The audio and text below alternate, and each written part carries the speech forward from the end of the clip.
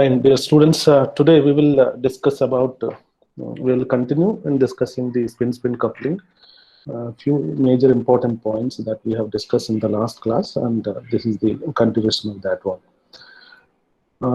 Just to remind you that spin-spin coupling mainly is happening because of the interaction with a particular interaction of a one nuclei with the neighboring nuclei.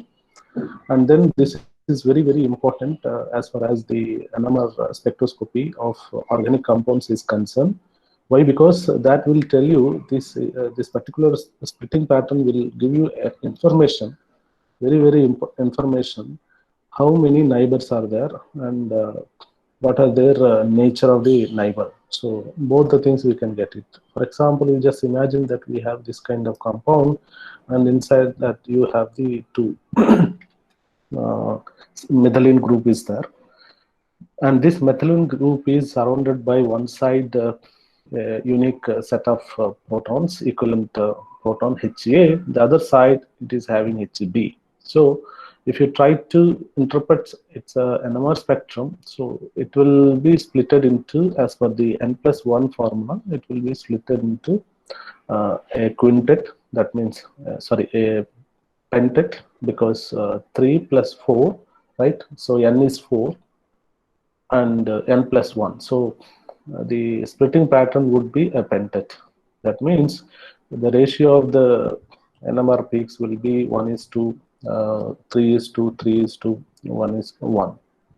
1 is to 4 is to 6 is to 4 is to 1. That's the pattern that we will get it. Then what about the other CH3 proton? So this CH3 proton experiencing this methylene protons. There are two methylene protons are there. So this proton is concerned. This signal will be splitted into n is 2 here. So therefore we will see a triplet, right? And then as far as this HB proton is concerned, it is connected with a methylene proton. Therefore n is 2, and then it will be again a triplet, right? That's how we will get the two triplets and then one pentet for this particular molecule, right? So when you look at the coupling constants, and in the case of this CH NMR signal, it's a coupling constant will be 6 hertz roughly, and then whereas this one we will come to that, the methylene center methylene protons, and whereas this one is concerned that it will be roughly about 7 hertz. Whereas this one is concerned, as you can notice here, that these methylene protons are interacting with the two different type of protons. It's not the same, right? It is not a symmetrical molecule. So one side it is having HA, the other side is HB. Therefore, the coupling constants are no longer identical, and these will be split into different things. So just to give you a feeling that it is shown here that the coupling constant of this one will be different. So in one case it will be 6, in the other case it will be 7, right? So the coupling constant I already pointed out in the last class. It is the difference between the fine structured lines, right? It is a 6 hertz. In this case, it will be 7 hertz, right? This is what we discussed. Now there is something very important in some of the textbooks you do come across. People started explaining the splitting concept using the tree diagram, and how to draw the tree diagram that I will explain in this slide. It is fairly simple.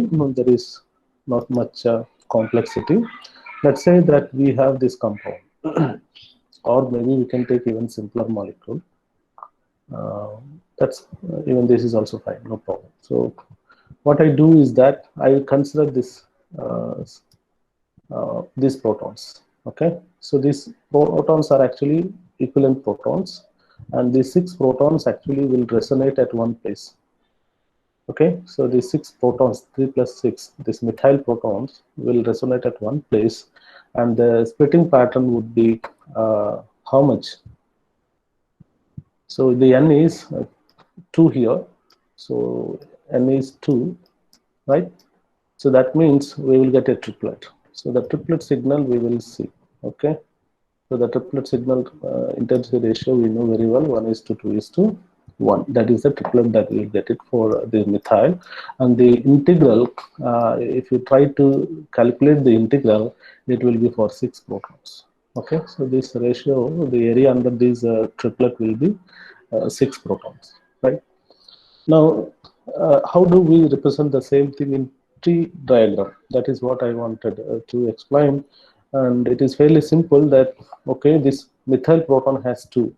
Okay, so therefore you can draw this methyl proton as a one single line, and then it has got 2 protons, right?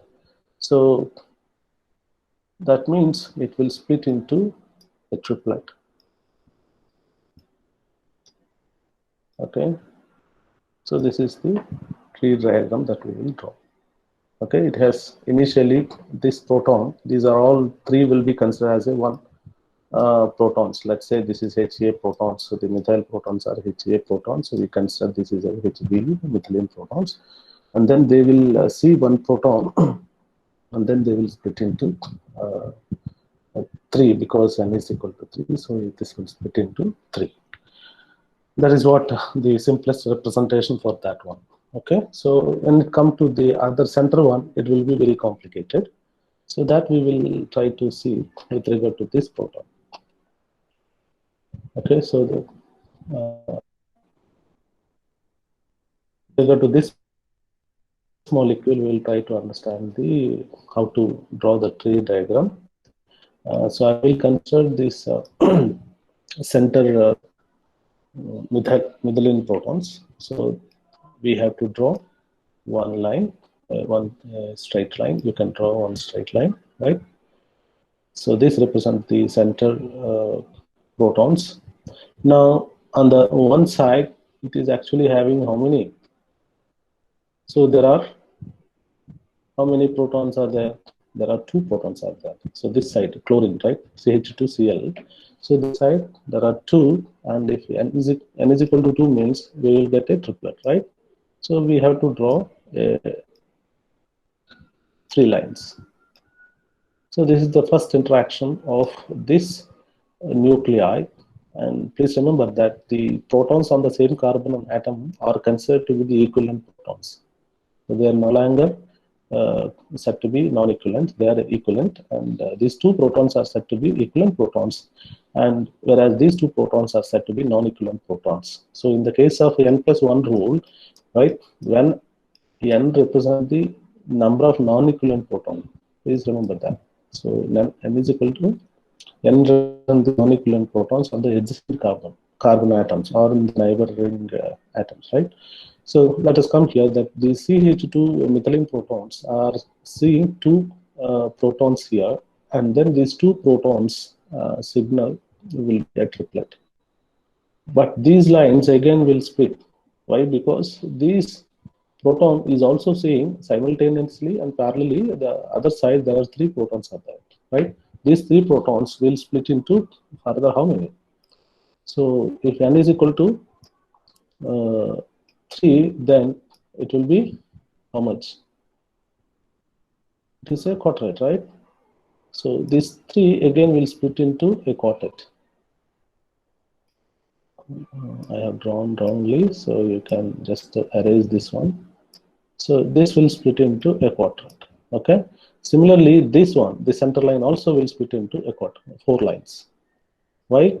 Because it is these energy levels are also experiencing parallelly. There are 3 more the non-equivalent protons are there on the adjacent neighboring carbon atom. So when they interact with that one, so it will be split in further. Okay, and likewise you have to draw here also. Okay, so this is one way of representing the tree diagram, and then you can find further details about this tree diagram in most of the common textbooks. It is available. Okay, so it is, yeah. Sir, you have shown, Kuntal, tell me. you have shown that first it is splitting in triplet, then quartet. Why not the reverse? It can happen, but ultimately what you see is a matter number of lines. When it comes to that one, it will be 5 protons are there, okay, and these 5 protons plus 1, so it is a sextet in this case. It can the other way also, so you can explain either way, but ultimately when you record a spectrum, you say a sextet. And I didn't discuss full use. So all these 4 lines you are getting, right? So I drawn like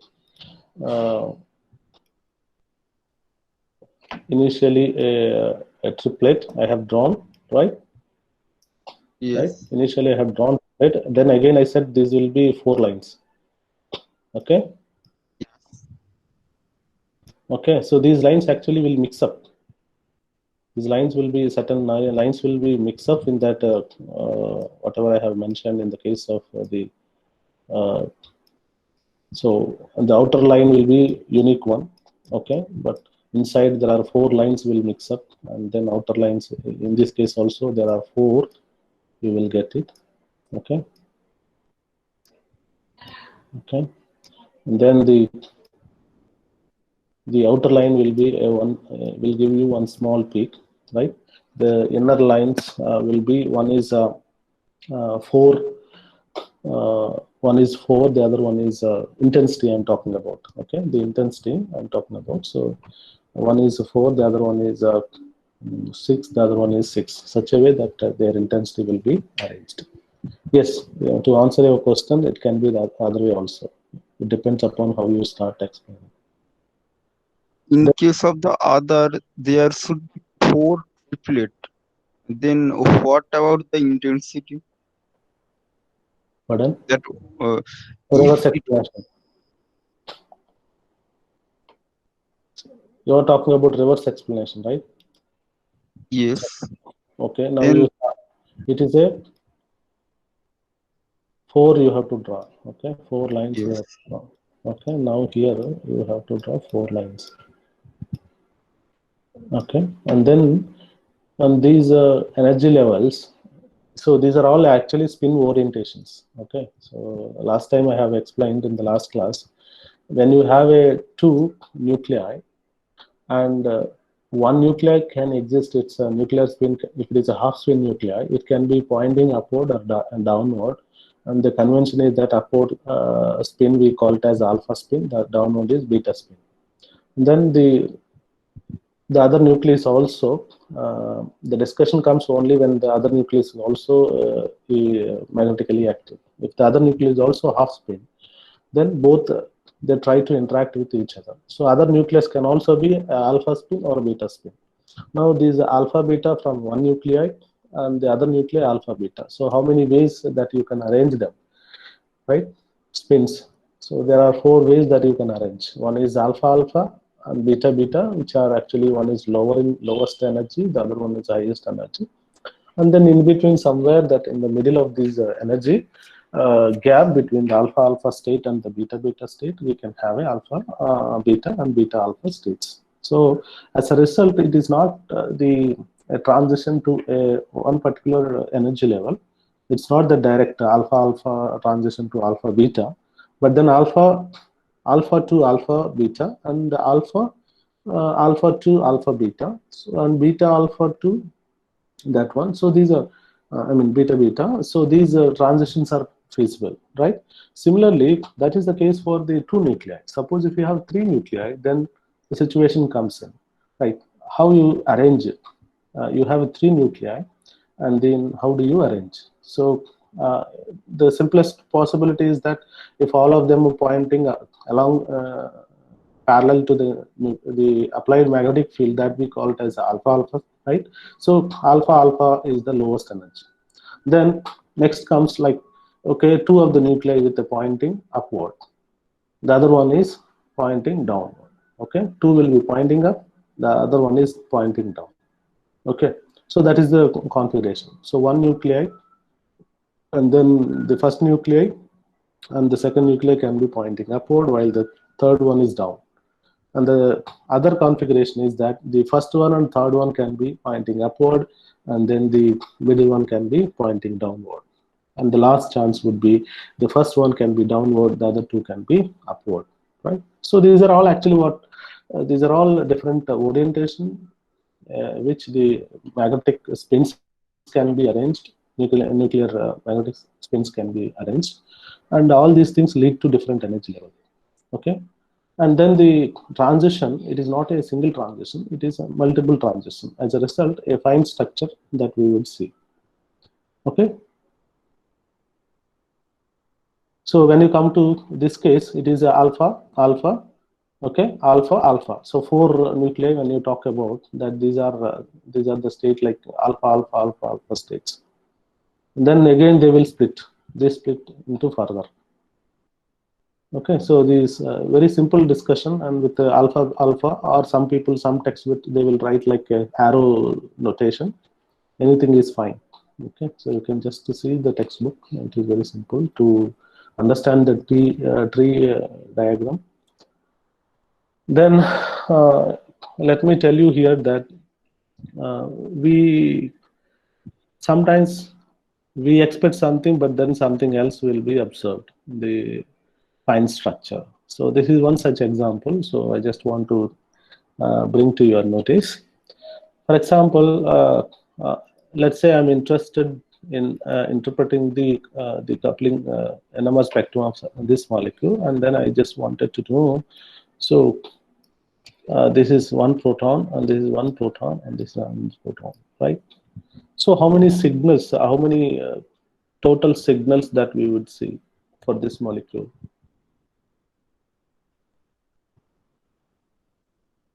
Or we just what I'm asking is that let's say I'm interested in the NMR signal pattern of this particular proton. What do you expect? The splitting pattern. What do you expect according to the n+1 rule? Doublet. It is a doublet. Yes, I hope so. Why?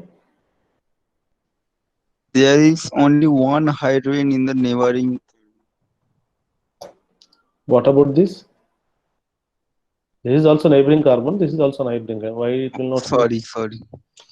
It is doublet of doublet should be. It is a doublet of doublet. Why doublet of doublet? Because the two neighboring hydrogens are different. Huh? So the two hydrogens are Hmm. different. So Okay. one will split it into doublet, then another will split again into further doublet. Yeah, so this is the point I just want to bring to all of you. So normally what we say, always the n+1 rule is not applicable. And we do have to always see the what is the uh, what is the environment of the proton which is present on the neighboring carbon atom or heteroatom. Right. So for this proton, normally what we expect is, so it is surrounded by two protons. So n is equal to 2, and immediately we jump into a conclusion saying that the NMR spectrum, when you record it for this proton, we see a triplet. Right. So this is what we anticipate, but in principle, it is not the case. Why? Because the environment is also important. This n, it is the non-equivalent protons on the adjacent carbon atoms. Okay, sorry.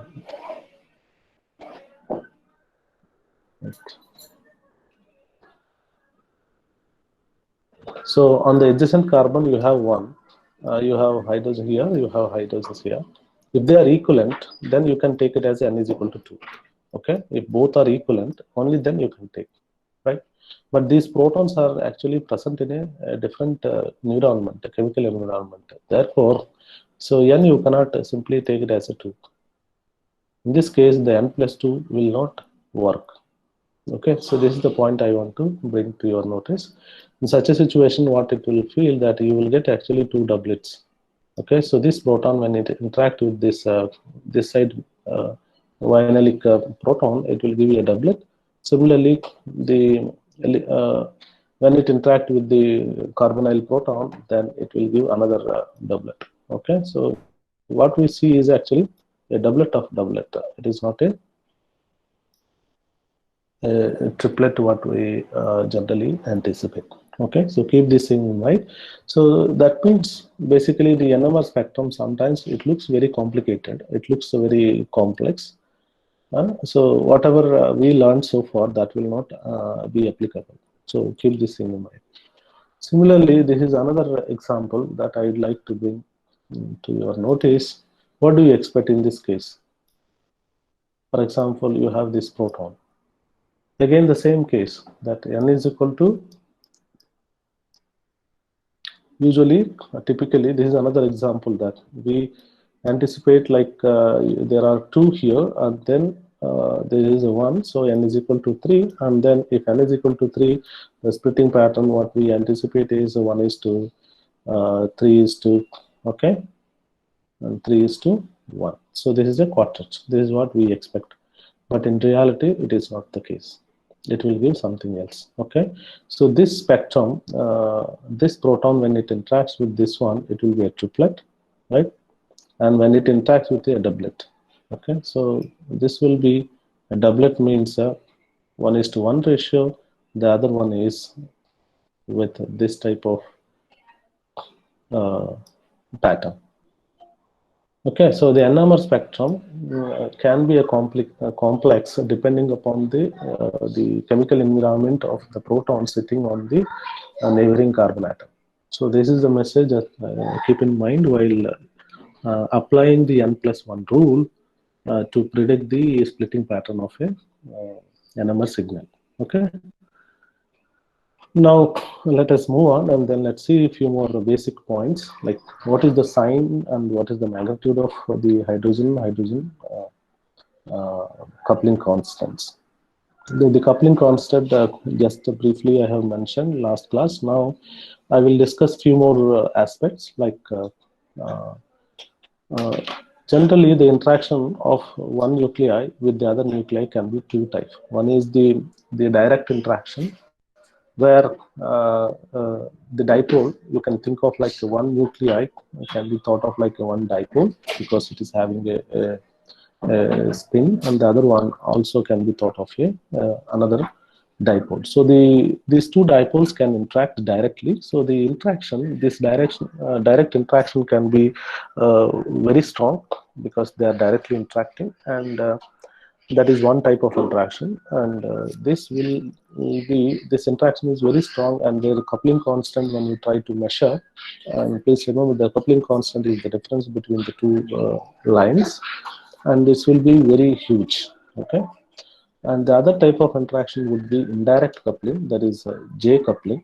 Okay, and under J coupling we have nuclear Overhauser effect and then scalar coupling. Both are there, and nuclear Overhauser effect that we will discuss in the coming classes, and the scalar coupling J, or simply spin-spin coupling constant J, is much less than the direct interaction. Why? Because the interaction is not direct, and so this interaction happens through the bonding electrons. That is why we don't see much coupling constant for this interaction, indirect coupling interaction. Okay, so if you want some numbers that you can see here, the direct coupling interaction is almost 1,000 times higher than the scalar coupling constant J at a distance of 2 angstroms. Okay, so this is just to give you thing. So the dipolar interaction can be of the order of 30,000 hertz or so. It is so strong. Okay, as a result, I mean, so if the coupling constant is high, means that the separation is high, right? The separation is high, and peaks are well separated. And when the peaks are well separated, we actually will have a confusion that whether it is due to the proton which we are trying to locate, or it is due to the fine structure, right? If the coupling constant is close by, then you would think like coupling constant is less. That means the fine structured peaks will be close, very close, and then we can easily interpret. So that is precisely is the reason for the NMR spectroscopy in the solid state.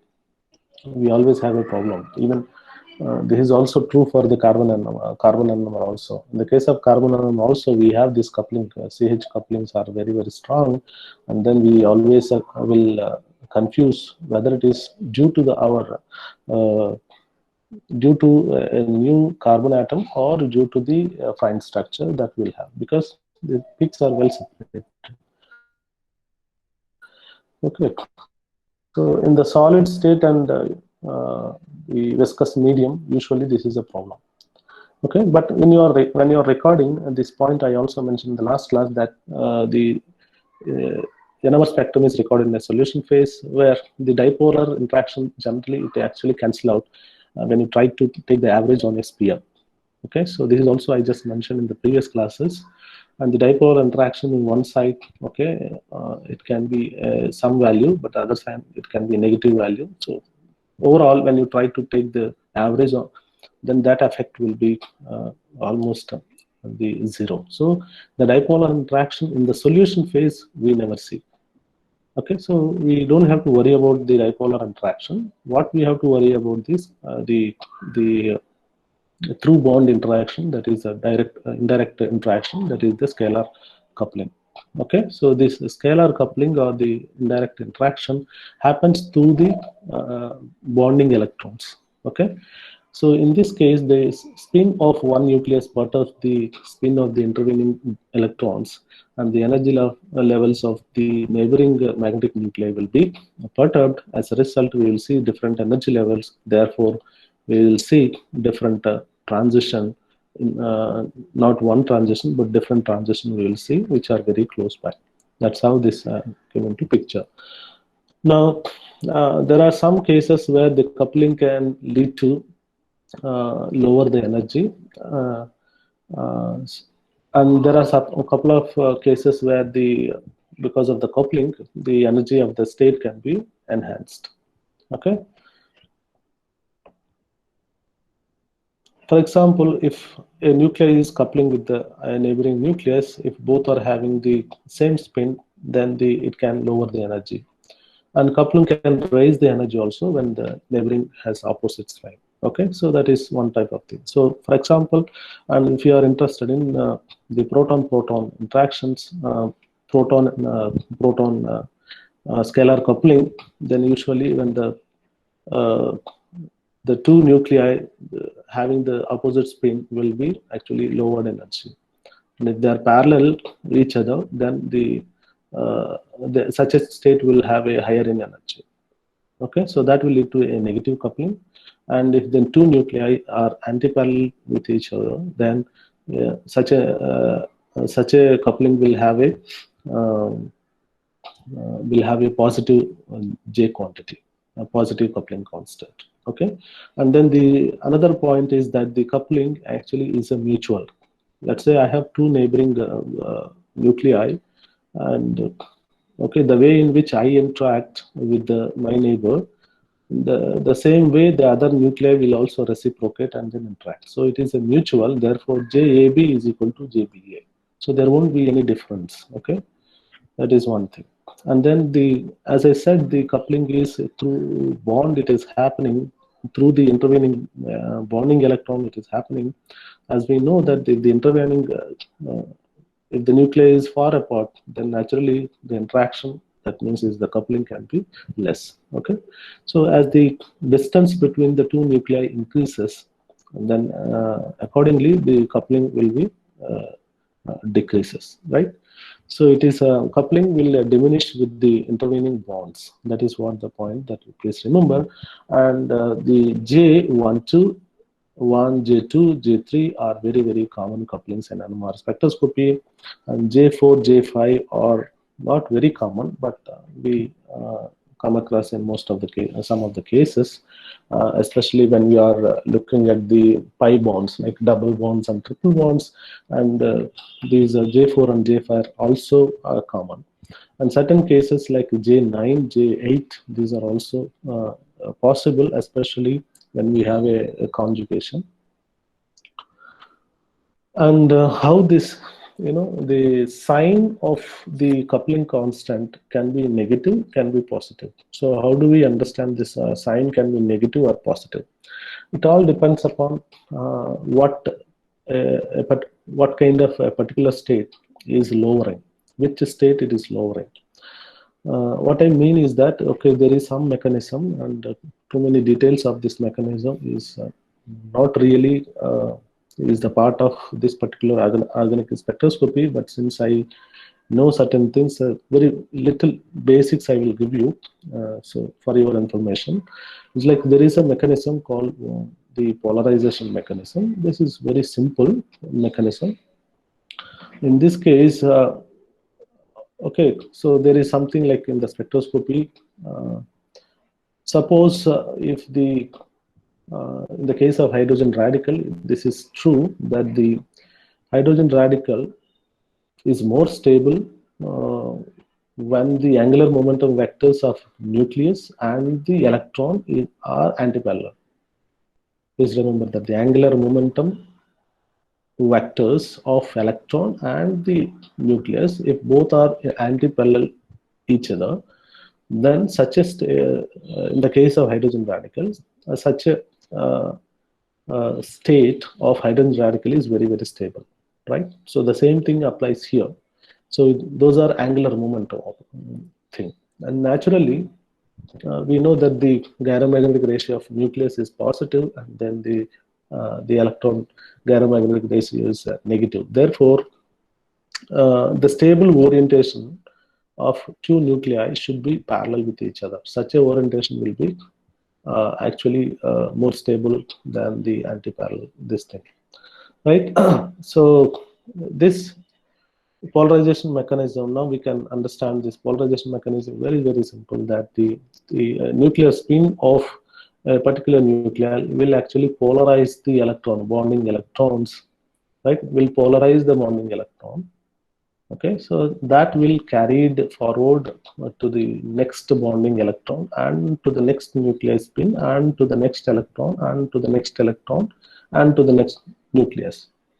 It all depends upon what kind of fragment you are looking at. Okay, for example, I am interested only in a CH type of coupling. Okay, just imagine that J1. What do you mean by J1? J1 is nothing but it's very simple, that J1, we are interested in J1 coupling. Let's say J1 coupling means you have to imagine only this type of thing. Okay, CH. There is no other stuff. We have J1 CH means that you have a CH in your molecule. So you are interested only this one. Okay. So in this case, what is the coupling constant? So it is a positive or negative. That is what we try to understand. So this can be understood by this way, like, okay, so let's imagine that the carbon-13 is a nuclear magnetic active. It is having half spin, and then proton is also having half spin, right? And then what about this bonding electron? Electron is also having spin, right? So what is the orientation of electron? It is a upward or downward? Which one it is? So this is what actually governed by the Fermi contact mechanism. Of course, there are many mechanisms are there, but in the case of proton, it is true that the Fermi contact mechanism is the one mostly dominates. In the case of other heteronuclear coupling interactions, there are a few other mechanisms. Okay, since we are discussing the proton NMR mostly, so let us understand what is Fermi contact mechanism. Okay, so just see that this is a C. Okay, this is a C, and then this is a H. Okay, so this is these two are nuclei, and both are having spin. Okay, both are okay. Let's start with the carbon nucleus. Maybe I think this is the lower energy. I think I will explain here that this is a carbon and this is a hydrogen. Okay, so this is the spin. Okay, on the left hand side arrow represent the carbon's nuclear spin. The right side one represent the protons spin. Okay, so two nuclear spins. Okay, now in between the red symbol indicate the bonding electron spins. Okay, so according to this mechanism, if the carbon spin is pointing upward, the bonding electron definitely has to be pointing downward, right? because when the both are anti-parallel, okay, such a configuration is more feasible. Then, according to the Pauli exclusion principle, if this electron is in beta, downward means it is a beta. If this is beta, naturally to satisfy the Pauli exclusion principle, the other electron has to be pointing upward. If this is the case, then naturally the other nuclei spin has to be lower. Therefore, in this case, the nuclei spins are basically anti-parallel to each other. Therefore, this particular configuration will be lower in energy. And the other case is like the proton nuclear spin can be uh, same as the bonding electron spin. So such a energy state will be higher in energy, right? So in this case, since it is this one, the two spins are actually anti-parallel with each other. Such a case is a lower energy. Therefore, J is said to be positive. So J is positive. In the case of the J1, J is always positive. But the same explanation we can also continue to the J2. So this pictorial representation for the J2. This pictorial representation for the J2. So J2 means that the two nuclei, you have to imagine two nuclei, which are, and then you have to put two bonds between them. And what I do is that I do this. Okay, so H, C, H. So we come across, right, in the organic chemistry. So this type of interaction is very, very common, right? CH2, right? CH2 is very, very common, right? So that type, so this type of fragment, what we call it as a geminal coupling. So geminal coupling. So these two hydrogens you have. This is one hydrogen. This is another hydrogen. Both are actually interacting, separated by two bonds, and in between you have a carbon atom. So this we call it as a geminal uh, fragment, geminal coupling. J2 is a geminal coupling. Now the same polarization mechanism we can start applying. And then try. Let's see what will happen. So in this case, let's say if you begin with the previous case, I have started with the carbon spin. So I started with the carbon, and then the other one is the proton. But here that we have to start with a proton. Okay, so let's say I start randomly with a proton. Spin is beta spin. If the proton spin is a beta spin, then the bonding electron spin has to be upward, right? Why? Why is it so? Because this is the most stable configuration. When the nuclei and electron angular momentums are opposite with each other, such a configuration is more stable. Is said to be more stable. Therefore, the bonding electron is tried to be very close to this nucleus, and then its spin will be opposite to the nucleus spin of this proton, right? Then what will happen to the other bonding electron spin? So the other bonding electron spin will be opposite. Naturally, to satisfy the Pauli's exclusion principle, the bonding electrons, the multiplicity has to be zero, right? So it has to be one. Therefore, they have to be anti-parallel with each other. So this will be downward. If this is downward, what will happen to the other one?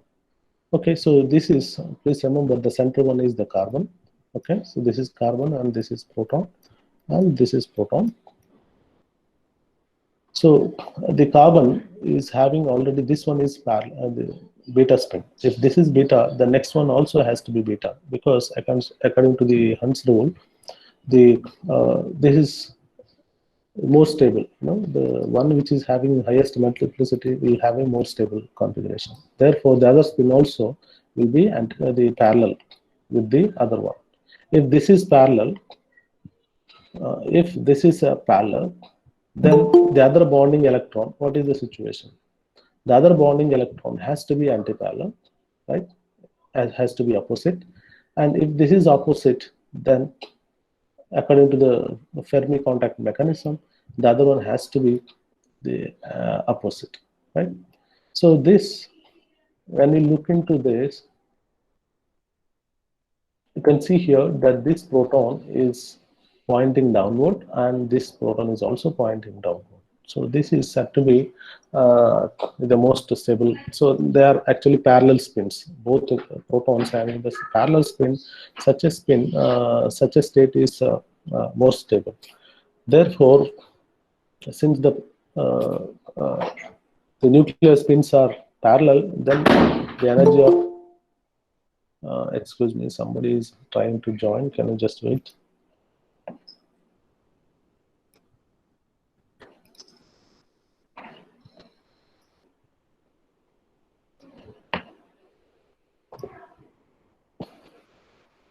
Okay, so in this case, both the spins are anti-parallel, parallel. Therefore, this case, the J will be is assigned to be negative.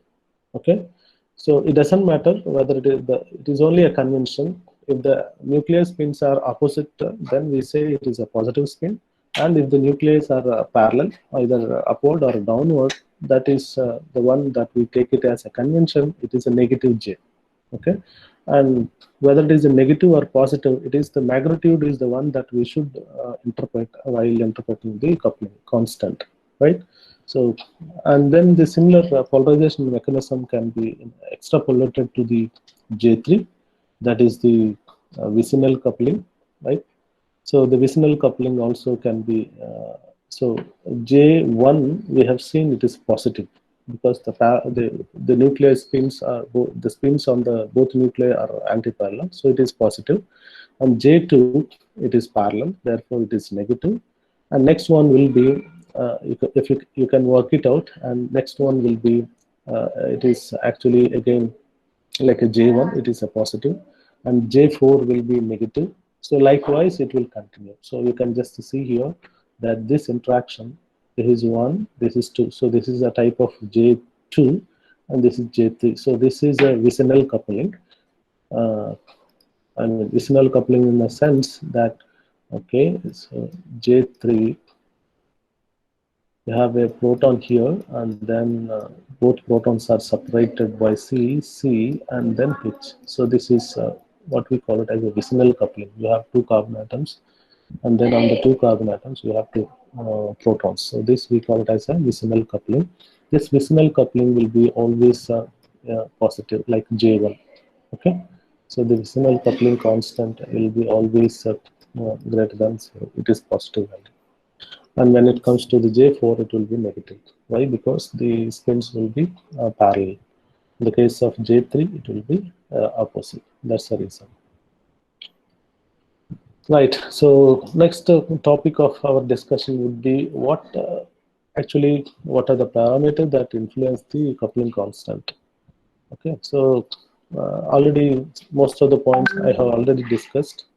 One point is that the number of bonds. Since this mechanism is based on the polarization and through the bonds, as the distance between the two protons that you are interested to measure the coupling constant increases, accordingly the coupling constant also decreases.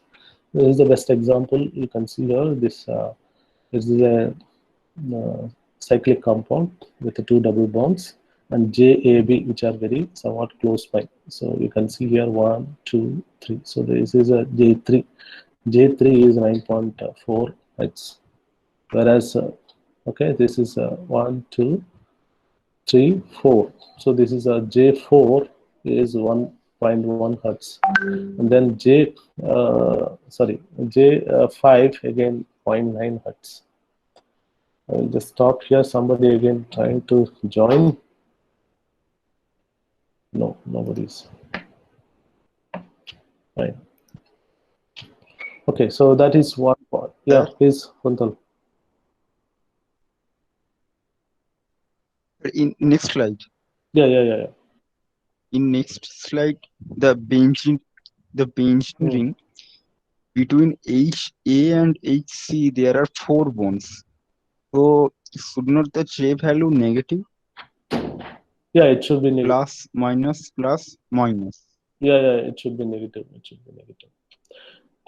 That's what I said. It is the magnitude is something that you should remember always. Okay, so this is, it can, in fact, theoretically speaking, this is a negative one, but you just look into the magnitude. This is a 9 unit. This is 1 unit. So that is the difference I'm talking about. Okay, you are right. Okay, so the next point is J coupling also depends upon the bond order. So you can see here, this is J3. You can HH coupling constant is 8 Hertz, and in this case it is, if it is cis proton, if you are talking about, that is 11 Hertz, and if it is trans proton coupling, if you are talking about, it is 19 Hertz, and in this case it is 9 Hertz. So it depends upon the bond order. That is one point, and it depends upon the orientation and the angle. Okay, angle between the two bonds also matter. The trans coupling is said to be always higher side. That is the trans coupling is relatively higher size. So that is, it can vary from 11 to 19 Hertz. Okay, in this case they have mentioned like it is 17 Hertz, but then its range is somewhat high. And then in this case, cis coupling will be relatively smaller than the trans coupling, and this is in fact is the method that, when you talk about the isomers as enantiomers, so normally we whether it is a cis configuration or a trans configuration, I mean whether it is a E or it is a Z configuration, that we decide based on the coupling interactions of the between the two proton interactions. Okay, if the coupling interaction is more, I mean if the coupling constant is more, then we say it is a trans coupling, the other one is a cis coupling. Then the Zeminel coupling is somewhat less always, and it is of the order of 0 to sometimes it goes to up to 4 or 5. It can go to some negative values also. Okay, so it is like minus, I have seen a couple of cases like it will go to minus 1.12, it will go to positive side also. Okay, and the other very important topic of the J3, that is J3, is the vicinal coupling, and this vicinal coupling actually depends upon the dihedral angle. This is very, very important. And then many times this particular topic is asked in the most of the competitive examinations. So the vicinal coupling depends upon the angle at which they are actually oriented. Okay, and there is an equation. This equation is actually derived based on the theoretical calculations, like especially Karplus has given this equation based on the valency bond theoretical calculations, and the coupling constant J3 depends upon the angle. So the pi is the dihedral angle.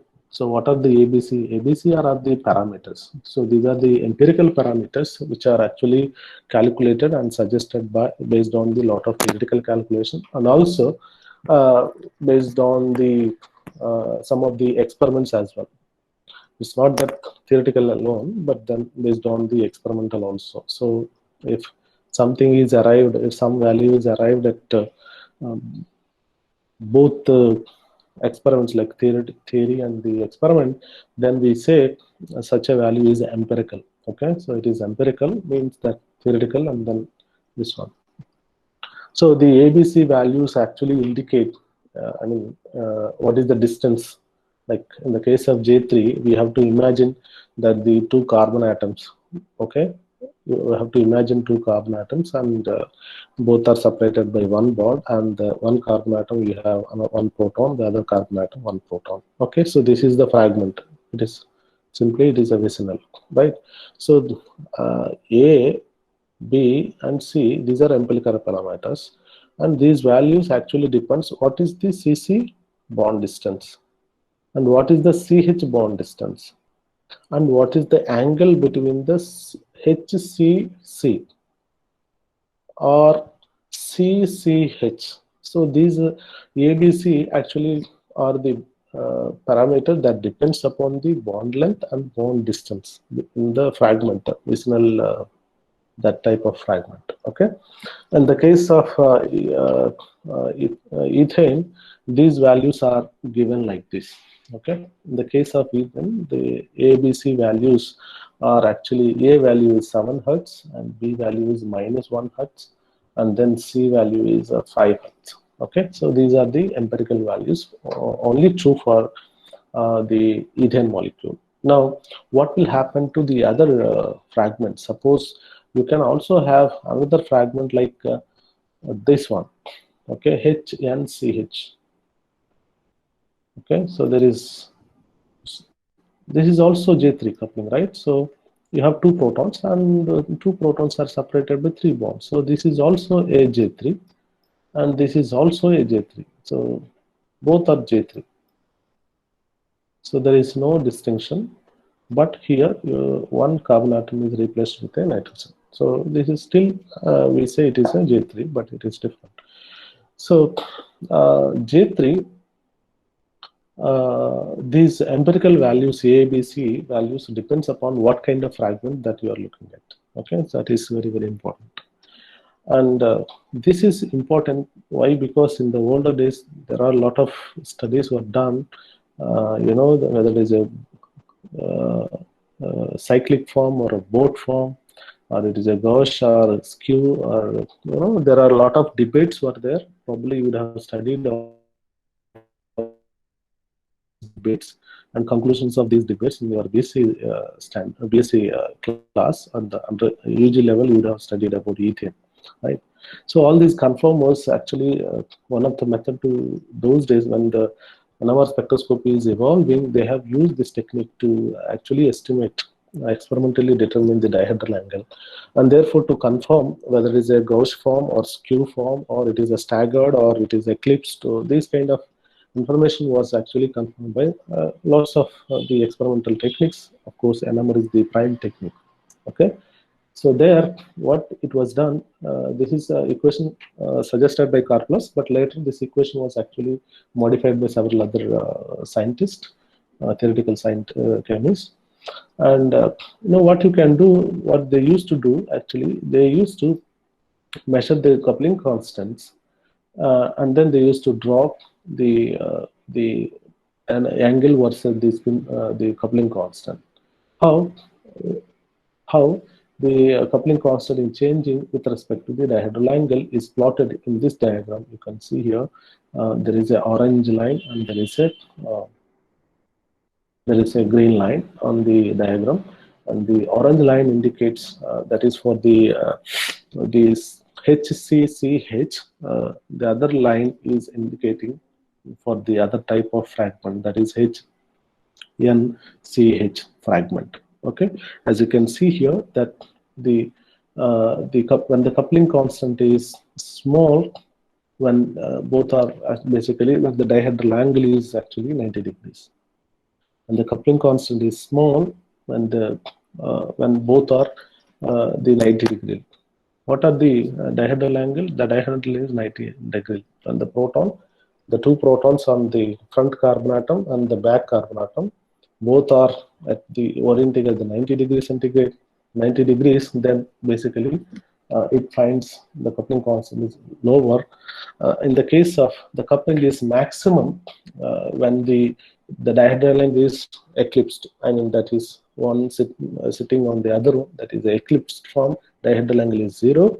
In this case, the coupling constant is roughly about 11, and when it is staggered, like this is the other staggered position. So the staggered one is again having the thing is having the higher coupling constant. So now the question is why this is happening. Okay, why the dihedral angle is happening? It all depends upon the hybridization.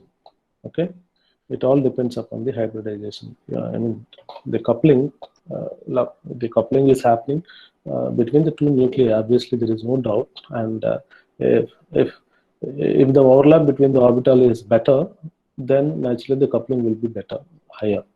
The value will be higher. If it is less, it will be less. Okay, I think this is very simple. In the case of the simple ethane, why it is at 90 degrees at 90 degrees, uh, if you can see that the CH orbital and then orbital on the rear carbon atom and the front carbon atom in this diagram. Okay, so you can see that the overlap, it is not possible. One is pointing in this direction, the other one, while the other one is pointing in this direction. Where is the overlap? There is no overlap. If there is no overlap, naturally there can't be any coupling. But in the case of when the dihedral angle is 0 and then 180, the interaction is very nice between the orbitals. Especially this is true for the s orbital. Interaction is very nice, and then we can get the larger coupling constant. That is one point. And the second point, another point within this, the J3HH interaction also depends upon the hybridization on the adjacent carbon atom. Okay, J3 also depends upon the hybridization. So you can see here these values. I forgot to. Okay, so these are the J1 coupling values for the sp hybrid carbon atom. Like, so CH means this one. Okay, so this one we are talking about. Now, what is the hybridization of this carbon atom? Okay, if it is a sp, it will be very, very high. And if it is a sp2, it is moderately high. And then if it is sp3, it is less. Okay, so depending upon the hybridization of the carbon atom, the coupling actually will vary. Okay, if the S character is increasing, then we can find a better overlapping, and therefore we can get the maximum coupling constant. And if the S character is less, that will lead to a much lesser coupling interaction and then less coupling constant. This is also another point you can remember. And these are some other additional information. And I just pointed out that Karplus equation is one equation, but then as I told you that one point of time, so when the nuclear NMR is magnetic resonance is evolving as a technique, there are many people jumped into this and to prove certain conformers, okay, cyclic compounds, cyclohexanes. There are many people jumped into this, and then they have done a lot of work. And one Karplus equation was again modified into by the Bothner, and then he has proposed another equation. So these are all different equations that really those days were really helpful to understand the conformers, especially for the cyclohexanes. Okay, so we need not to study too much on this because it is beyond the scope of this particular course. And I will just rush a couple of slides, and I will only stop at something which is interesting to you. So this is as a part of the research methodology. I used to give very lengthy presentation, and these are all not necessary for you. So I'm just skipping a couple of things. Another important point, maybe you can think of like J3 depends upon the electronegativity also. For example, that you have this ethyl moiety, and which is connected with the electronegative atom, where X refers to the electronegative atom. It can be a halogen, it can be anything listed here. Okay, it can be any one of the function. So the discussion here is that, okay, if the electronegativity increases, okay, then accordingly the coupling constant J3, okay, the coupling constant J3 decreases. So this is the point I have summarized here. Okay, so the J3 means this proton, this carbon proton is interacting with this carbon atom proton, right? This is J3. this J3 decreases with increasing the electronegativity of this particular group. Why? Any possible answer? Are you there? Meghna? Nandu? Sir, Yeah, tell me. I have given answer. I'm asking you explanation. sir, I don't know. I don't know. Okay. Can you try some answer? Sir, I think electronegativity increases, Hmm. then bond length decrease. Bond? Bond length decrease. Okay. Bond length of which decreases? First, CH2. Hmm. CC bonding or CH bond? Which bond will decrease? CH. CH bond will decrease. Yes, sir. Archana? Sir, Tell me any answer, possible answer. electron density in carbon decreases. Electron density. Give complete sentence. If you just give words, I can't make a sentence. You please make a sentence so that I will understand what you think. As the electronegativity increases, the electron density in CH2 carbon decreases. I don't know, sir. Okay, then I do one thing. Okay, Sir, yeah. Anybody can. Yeah, Kantal. yes, sir. Tell me. If the electronegativity increases, then the electron density of the other whole moiety will decrease somewhat. This value obviously includes the interaction between the electron with the neutrons. So obviously, if the electron density decreases, then obviously the J value should decrease somewhat. And another thing is that if the X is more electronegative, then obviously it will pull the electron density towards it. Then the bond order between CC or CH both should decrease a little bit. Then the bond length will increase. The CC and CH both bond length should increase a little bit. Then also the interaction will decrease. Okay, then I will leave it to your discussion for today. Next class, you find out the answer for this. Okay, I will give the answer in the next class. You find out and arrive possible conclusions. Just use your simple basic chemistry knowledge which you have studied probably in the UG level and also in the PG level. Just apply and try to see whether you can arrive at. Okay, he was giving some answer, Kuntal. Likewise, you can give whether you can give any better answer. Okay, so don't think like a Kuntal, but you think like something different, which is acceptable answer. Okay, so I will give the answer in the next one. Okay, I think I will stop here. In the next class, we will meet again on Wednesday afternoon. We will have a class. Okay, so with this, I will stop for today. In the next class, we will discuss.